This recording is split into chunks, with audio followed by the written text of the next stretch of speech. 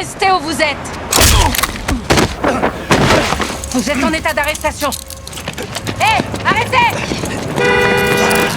Le premier jour du jeune policier Nolan, et il se retrouve face à un instructeur infernal Harper. Dès sa prise de fonction, elle jette les argulements du poste de police par-dessus bord. Nolan est complètement déconcerté. La femme devant lui saisit immédiatement un fusil d'assaut. Nolan et Nash citent pas poser des questions. La réponse de Harper est empreinte d'un prix et de certitude. En réalité, Harper avait fait en sorte qu'une inconnue s'introduise auprès de Nolan pour obtenir des informations. Sans se méfier, Nolan a révélé toute son identité de policier. Harper lui explique froidement que c'est la preuve de son manque de fiabilité. Nolan reste sans voix. Son désir d'aider les autres, qu'il jugeait noble, se transforme aux yeux de Harper en une faiblesse fatale. Et c'est pourquoi on ne descendra pas de cette voiture pour moins qu'un délit grave. Et quand on en descendra, il faudra frapper très fort, très vite et frapper avant l'adversaire. Et si tu me ralentis, Nolan, c'est au revoir.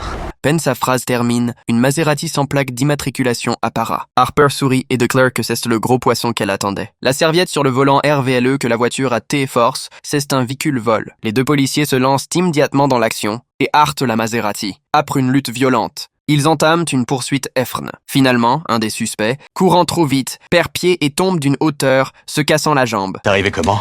La gravité? Il dit que vous l'avez poussé. Je sais que j'ai dit que je t'apprendrais rien, 5%, mais...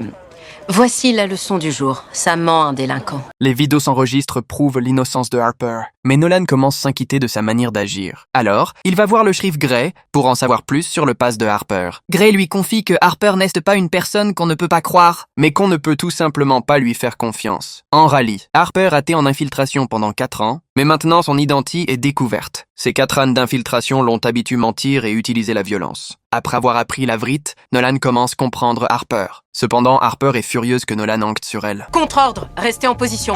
Qui parle? Harper. Aussitôt est prioritaire. Si on tombe sur ces deux-là, il s'approchera pas. On peut pas se permettre de perdre ces deux-là. Oui, mais... Lieutenant Harper, ce n'est pas à vous de décider.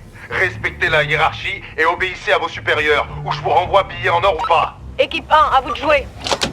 Elle ne veut pas que ses actions soient déchiées par quelqu'un d'autre. Nolan l'attend et lui rappelle que cette opportunité de patrouille obtenue chercher son ticket d'or est rare, qu'il doit y avoir une raison plus importante derrière, et qu'elle ne peut pas tout gâcher cause de son impulsivité. Harper est finalement convaincu, mais il n'abandonne pas. Ils suivent discrètement un des vendeurs et arrivent à un entrée de stockage. Police de Los Angeles!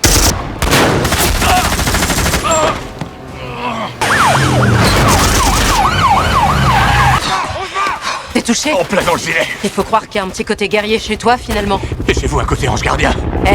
Ferme-la, s'il te plaît. Dites-le.